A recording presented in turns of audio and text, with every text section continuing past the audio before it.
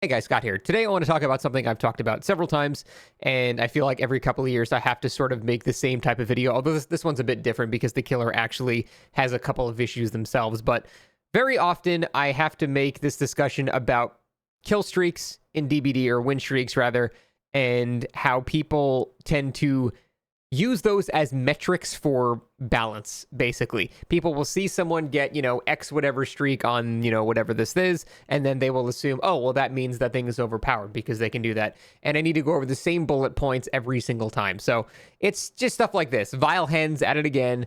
This is the latest example of people freaking out about it. Hens is on a very high win streak with Jason, and I think Momo is too. There's a lot of people that have a pretty high win streak with Jason. But yet again, they're using, this is an example of, okay, well, that means that Jason's overpowered. Hens is able to get, 200 wins in a row. Therefore, we need to nerf the Jason.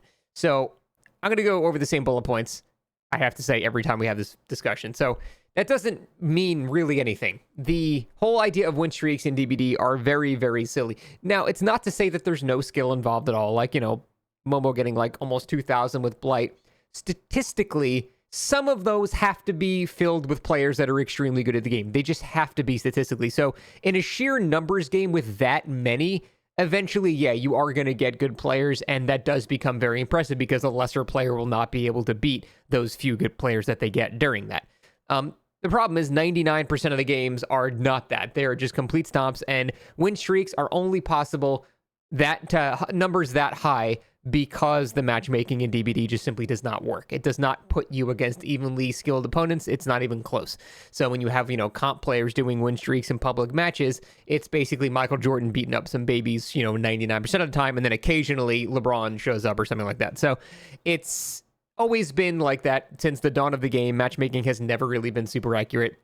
And it's the only game that I can think of in existence where you can get 100 wins in a row and then lose the 101st game and then say, wow, this game is too hard for killer.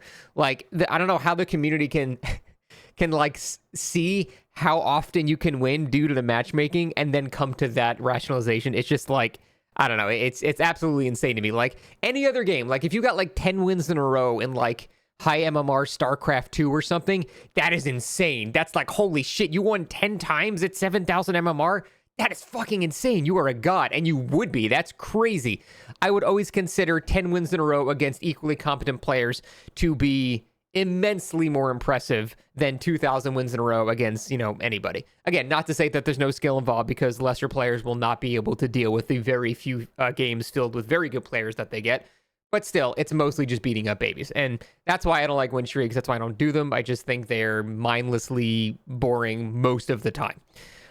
All that being said, we are talking about Jason this time, and I want to point to Hens in particular because it's his fault.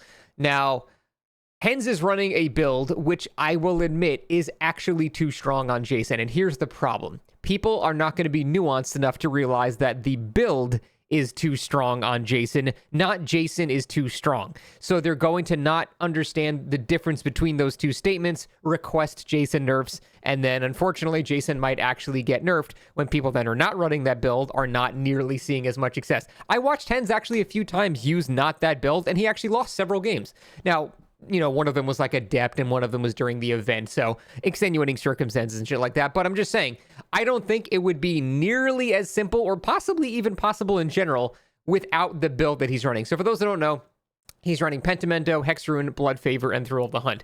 The reason this build is so disgustingly strong on Jason is Jason might be the best Hex defender in the entire game. He's actually, I kind of think, too good at it. And it's so many stacking reasons. The first is he can just tell when you're breaking totems. He can pop out, you'll scream if you're on a totem so you can see where you are. He can just drive by you and see the red mist like on the generator if you're on a totem. So he is so good at defending totems that actually breaking all of them, even with a full build with counterforce and all that stuff, it's genuinely pretty difficult to actually get rid of his totems.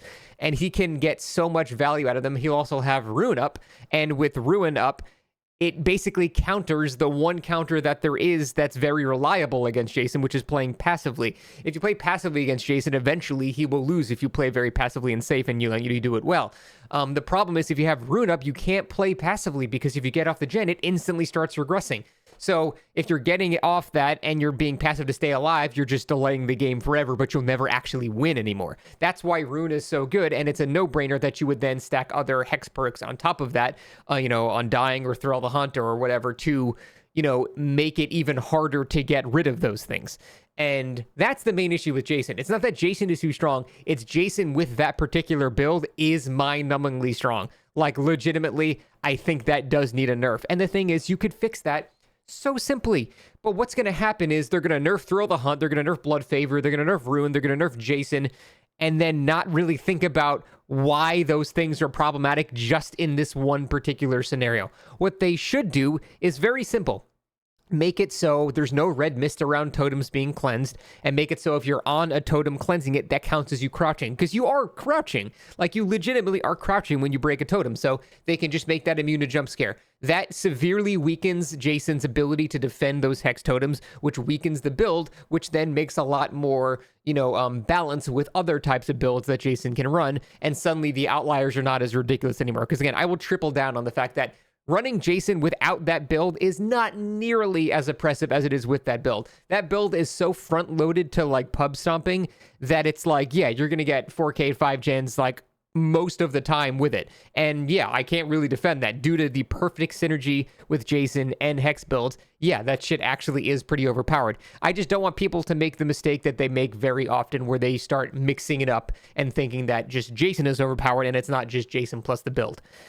As an aside, just for discussion about win streaks and stuff like that, if you're using win streaks as an example or a base point of evidence for the overpoweredness of whatever the current discussion point is, you need to look at all of the win streaks that have happened in the past. I know One Pump Willie has hundreds on Trapper, on Sadako. I had like 50 with old Speed Limiter Bubba, which was way worse. It doesn't mean these things are overpowered, obviously not, but if you're using your own logic, you would see Willie go 300 games in a row with Trapper and go, well, I guess Trapper needs a nerf. Like, you need to try to have some nuance. That's really the main talking point of all these discussions that I keep having every time I see this thread pop up on Reddit, on Twitter, on the DBD forums or whatever, is that there needs to be nuance in these discussions. You need to look at not just the win streak and view it as black and white and extract data just from the fact that that thing happened. You need to actually understand why this is happening and what circumstances led to this being a possible thing. And I'm telling you, I promise it's just the combination of Jason plus the Hex build, not Jason itself. Again, I'm not saying Jason doesn't need nerfs. I think like Deputy Badge should not regress already regressing gens.